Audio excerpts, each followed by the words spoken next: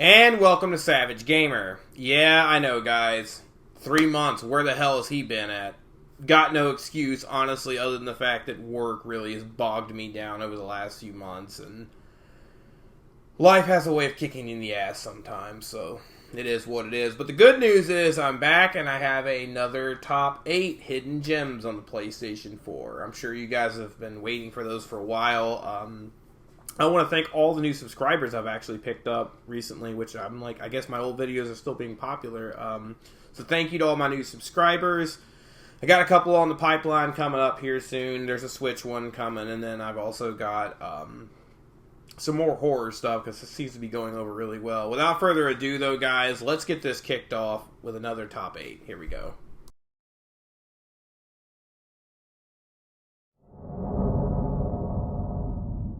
We have lost contact with North America's 4th Air Force and their 8th Infantry Regiment.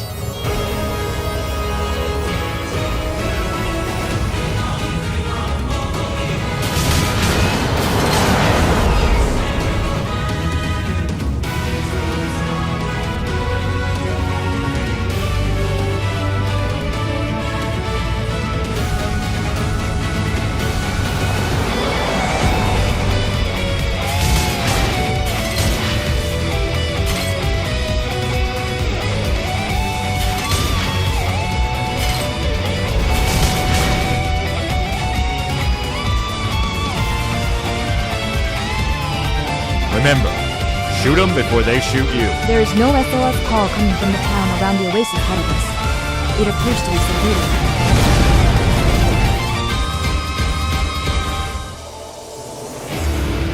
Number 8, we have Radian 5. This is a top-down shooter, like a shmup almost, that came out on the PS4. It's called the Director's Cut, and I believe this was released on other platforms. It may have been a digital release but first. I'm not too sure. But it's really fun. I've always been a fan of, like, top-down shooters like Gradius, and, like, there's a lot that come to mind. I'm actually blanking on them right now, but there's quite a few that I've played over the years. Definitely fun, though. It's got co-op on it, which is a lot of fun to do. You can pick it up really cheap. Like, I think I got this for, like, $15 used at GameStop. So it's definitely worth picking up, guys. And for that price, typically shooters like this, you know, once the system's out of production and time goes on, these are the type games that end up going up in value. So pick it up while you can for cheap.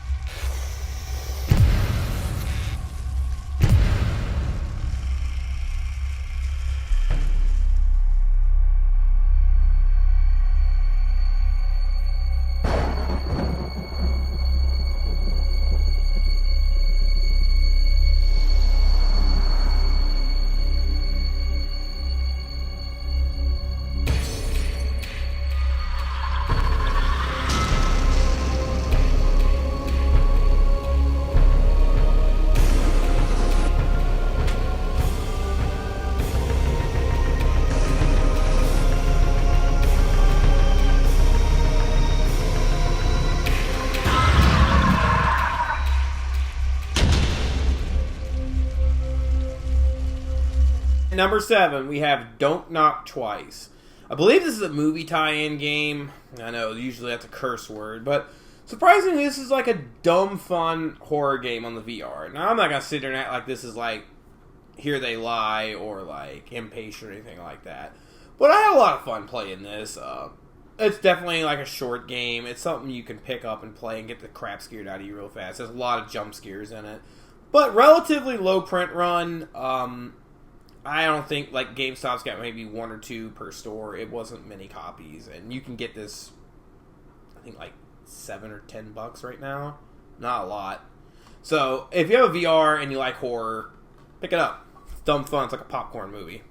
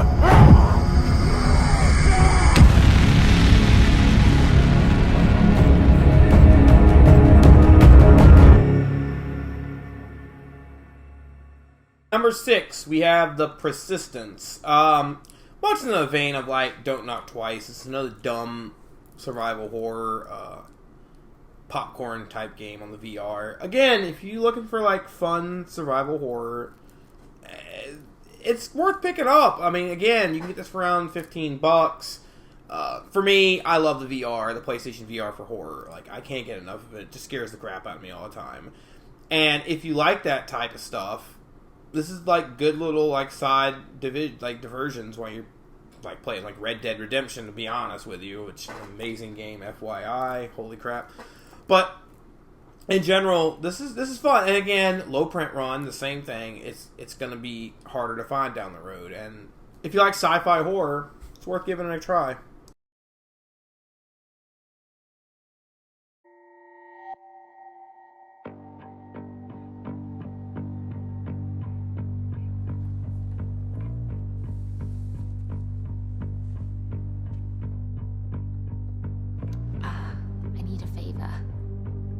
I need the keys to the Maserati.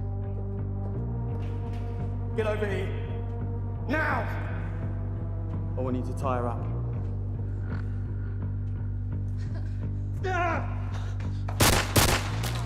Get back here. Who's the baggage? Here's a mistake. What the hell happened in that garage? Shut up! We have one window of opportunity and we're going to use it. Is the ball there? You know, I gave up stealing a long time ago. And I would like to start the bidding, please, at £2 million. There's a robbery in progress in the basement. Send help. Frank? No, of course I'm not Frank. Send help. Okay, everyone!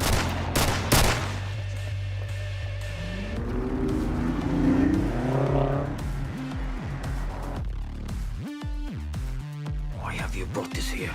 They threatened to drug me. Threatened to drug you. You do surprise me. Matt, give me the ball. Trust me, please. When they find us, they're going to kill us. It's not that simple. Yeah, with you it never is.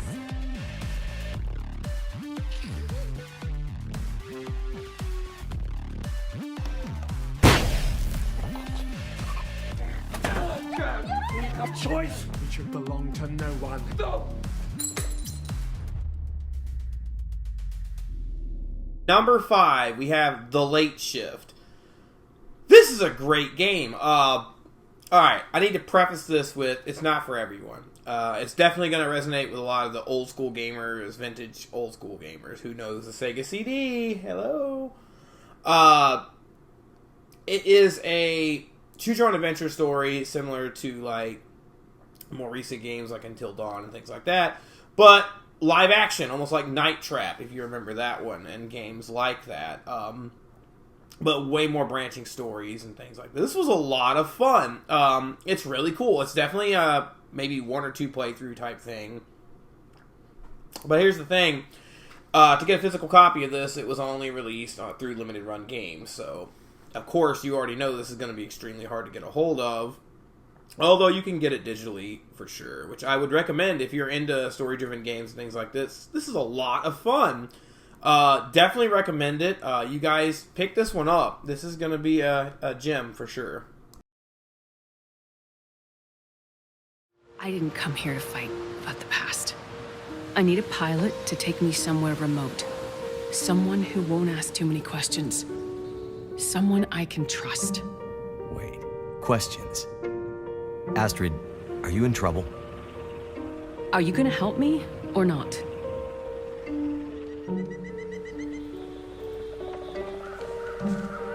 The power went out. Who knows the reason? People started to get cold, hungry.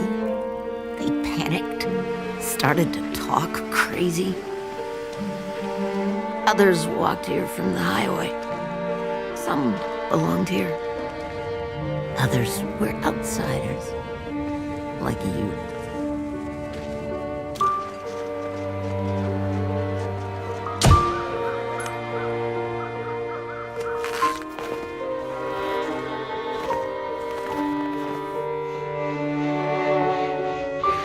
Yeah, see, I was part of that world. It's a world of closed doors and things being off limits. But that world's over. This has all happened before. Soon we'll all be tested. We'll have to choose how far we'll go to survive. You don't have to get it, Mackenzie. You just have to do it. What I did, the choice I made, Get away. I did it for us. He'll be back soon enough.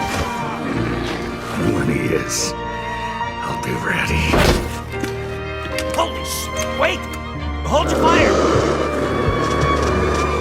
They left her, didn't they? She needed help, and they let her go. This is how we make it right.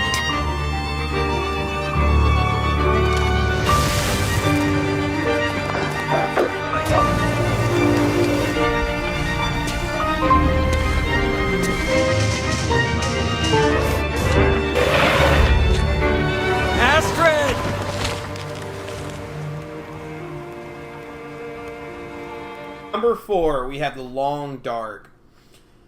This was an interesting game, guys. It's like if you took Minecraft, added a story to it, and then set it in a realistic environment with very cartoonish graphics. And that's the only way I can describe this. I had a lot of fun playing through this. It is not for everyone. It is definitely one of those survival games, and there's a lot of them on the market nowadays. Like, a lot. But this one resonated with me. I think if you give it a chance, the story mode's a lot of fun. It's really cool. Even if you don't want to play like the main like survival mode, I would recommend getting this to play the story mode, which is really cool. You can pick this up now for like $20, brand new at GameStop, which I would recommend. Again, I didn't see this hardly in any stores. Didn't get very many releases. And I think this is definitely one to add to your collection. If nothing else, this is a very eclectic game and worth giving a try.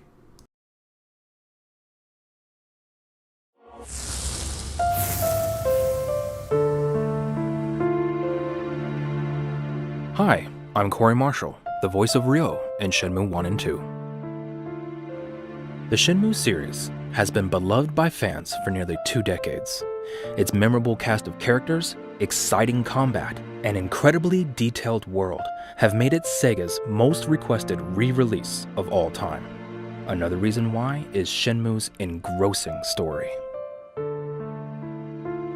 You take the role of Ryo Hazuki, a teenager studying jiu-jitsu in Yokosuka, Japan in 1986. The game opens as Ryo arrives home to witness the murder of his father, Iwao Hazuki, before his very eyes. The Shenmue series is, at its heart, a tale of revenge. They killed my father, right in front of me. I will have my revenge. Iwao's attackers are led by a cold-blooded man in a Chinese robe, our main villain, Lan Di. Lan Di and his thugs steal a mysterious object from the Hazuki family, the Dragon Mirror, and escape in a black car. From there, as Ryo, you vow to track down Lan Di and avenge your father's death. You should not waste your life on revenge. In the first game, Shenmue, you'll scour Yokosuka gathering clues about your father's murder and dealing with nefarious gangsters. Shenmue 2 takes you across the ocean to various locations around China, where you'll venture deeper into the criminal underworld and meet friends and allies along the way. Shenmue fans tell us that taking on the life of Ryo Hazuki can become an obsession as you unravel the mystery of your father's murder and the Dragon Mirror that he kept hidden. It's that obsession that has made Shenmue 1 and 2 the epic saga that defined modern gaming. Number 3, we have Shenmue 1 and 2. Man, I have good memories of this game growing up. For those of you who don't know, this originally released on the Dreamcast way back in the day, like 2001. And it pretty much helped define the adventure game genre, redefine it, for the whole new generation and current generation of systems about storytelling, open world, a lot of that stuff. Shenmue 1 and 2 is a testament to game design of the past, and getting a HD re-release on the PlayStation 4 made me so happy. For those of you who may not have played it, or those of you who want to replay it, this is a definite purchase at $30. You would get more than your money's worth on this. This is a fantastic game with great story. Can't recommend this enough. It's going to be another one of those. This is going to be definitely a collectible item down the road. So add this to your collection right away, please.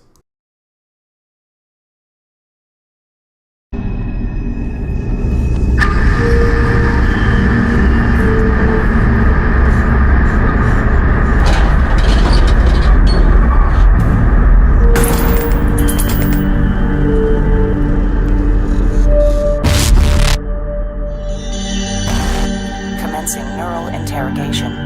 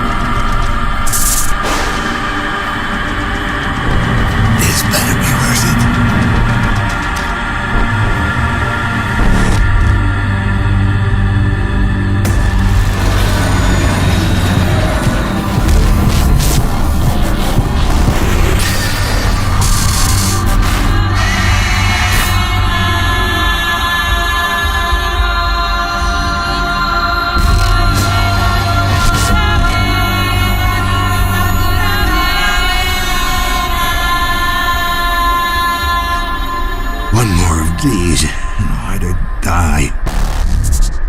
At number 2, we have Observer. This is a survival horror game that's fucking great. You need to play this. This is made by a smaller indie company that made Layers of Fear, which is another great horror game, by the way. This got a physical release only through limited run games, so again, this is going to be another one of those already expensive games, but going to go up even more as time goes on. Again, you can get it digitally, so if you just want to play it, please do yourself a favor and pick that up. But if you're a collector and you collect survival horror, this is a must own. This is fantastic. Please get this.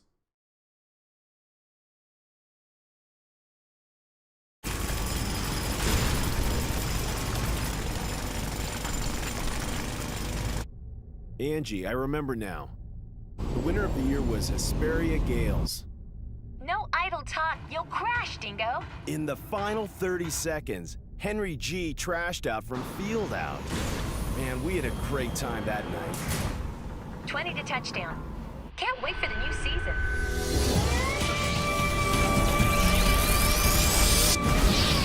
Good morning. Ready for combat operation. This is Orbital Frame Jehuti. Do you want me to explain how to manipulate the frame?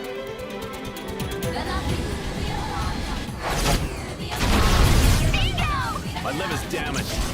Damn Baram. Baram? From Mars? How can you tell? Oh? You don't look like a mining man to me. Get lost.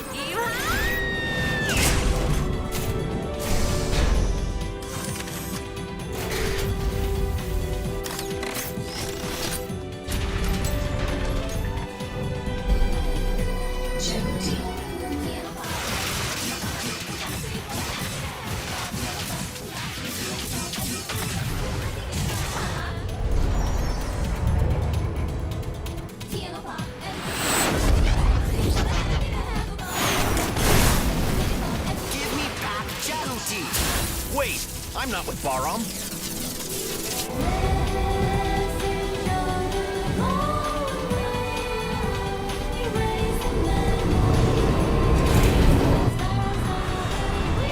Jehuti. Well, this is an unexpected quarry. You're the quarry, you jerk. Well. How can just one orbital frame match our armada?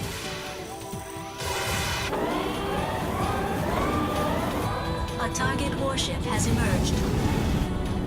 That's no warship. That's an orbital frame.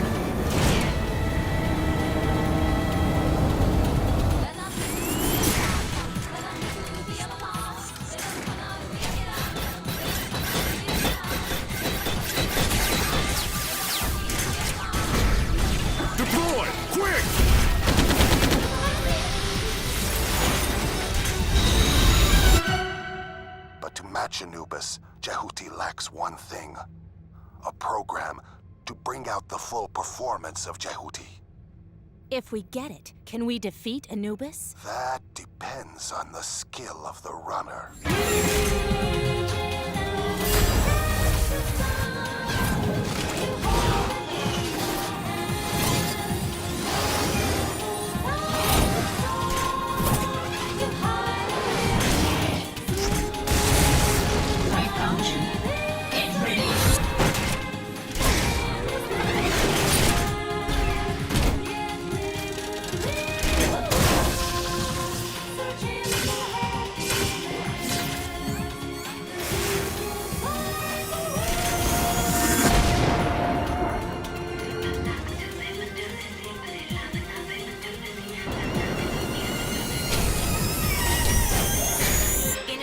Pressure rising normally.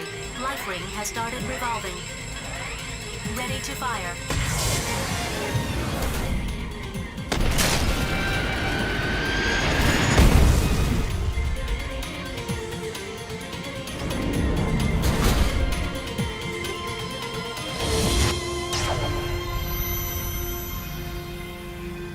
Number 1, we have Zone of the Enders Mars.